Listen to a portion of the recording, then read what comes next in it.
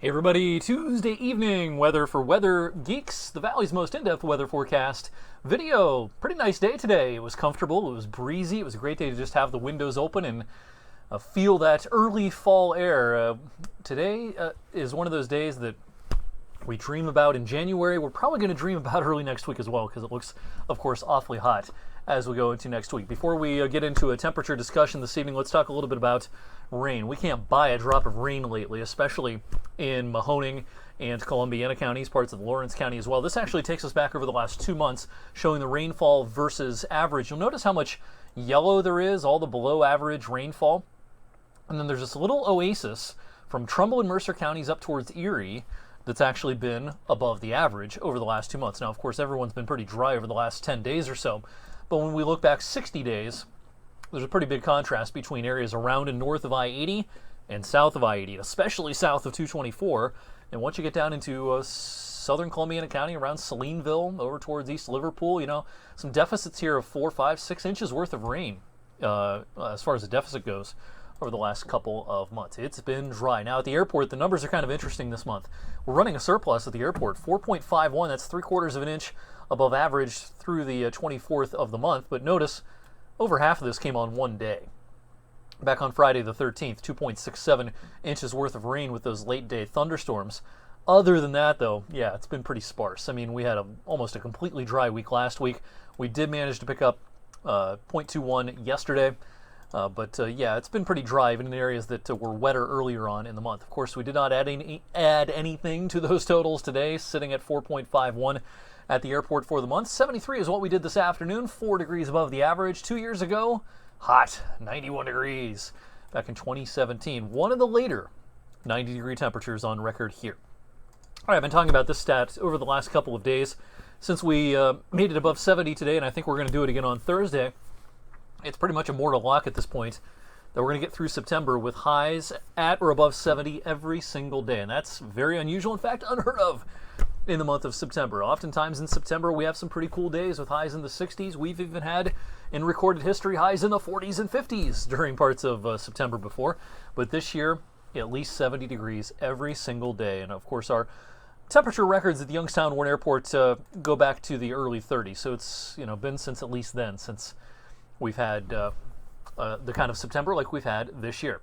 All right, a little after this, we'll get online, head outside at a little before 8 o'clock. We've got a band of cirrus clouds up there tonight, but you should be able to spot the space station. It's not going to be as high in the sky as the last couple of passes, 32 degrees in elevation above the horizon.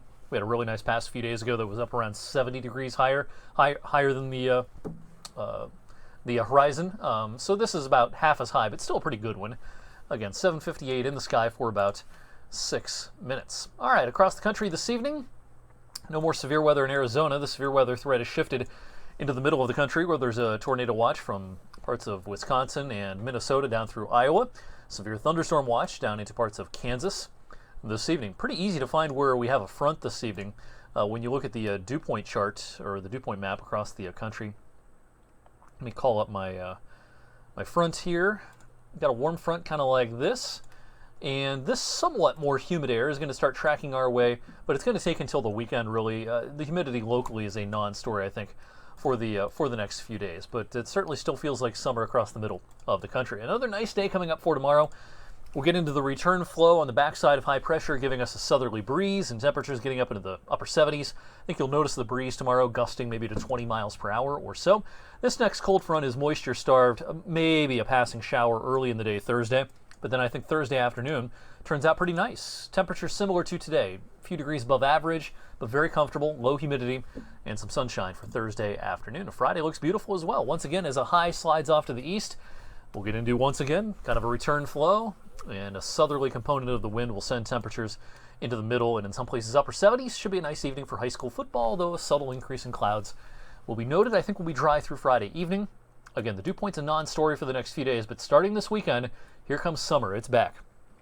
And, if you've been paying any attention to the forecasts over the last few days, this will not come as a surprise. We've got some serious, probably record-challenging and record-breaking heats coming our way early on next week. Now, October 1st is a week from today, on Tuesday. We have never, in recorded history, hit 90 in Youngstown in the month of October, but I think we have a legit chance of doing so both on October 1st and on October 2nd as well. How long is this going to last? The remarkable warmth is just going to last a few days. The record-breaking warmth, I think we're going to tie a record on Monday and probably break it fairly easily on Tuesday, the first day of October, and probably the second day of October as well.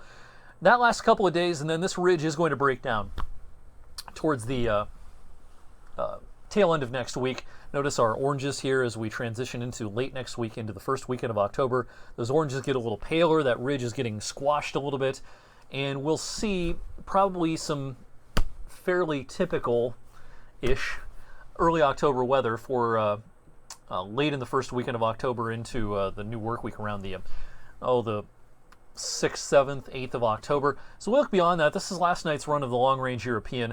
You know, you don't see much remarkable temperature-wise, I think, through maybe the 13th through the 15th of October, and then it tries to bring in some warm anomalies again later on in the month. Now, this is just a model. It's a long-range model.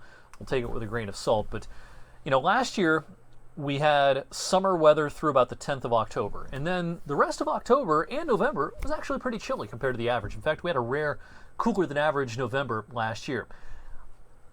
Judging by some of the longer range modeling, it looks to me like we're going to have a warmer second half of fall this year as compared to last year. So, you know, I've gotten a lot of questions on Facebook and Twitter lately. Hey, does this mean anything for winter? Does this mean we're going to go straight into winter and no fall? No, we'll have some fall weather, certainly. Does not mean anything really for the winter. Late summer patterns usually have very little correlation to the upcoming winter, but I do think that the second half of October and November are likely to be warmer than they were last year. So that's a little hint of what's to come. My winter forecast is about 5 weeks away, very end of October and around November 1st. It's always around Halloween. We do our annual winter forecast. Last year's forecast ended up leaving a lot to be desired. We hope to do better this year. I think we have a few more things going in our favor as far as being able to hang our hat on some things this year for the forecast. Last year was a little bit of a shot in the dark. This year I'm hoping for a more accurate forecast, and we'll see how things go as we go into the run-up to meteorological winter, which, hard to believe, is a little more than 2 months away. All right, thanks again for watching. I'll see you back here on Wednesday.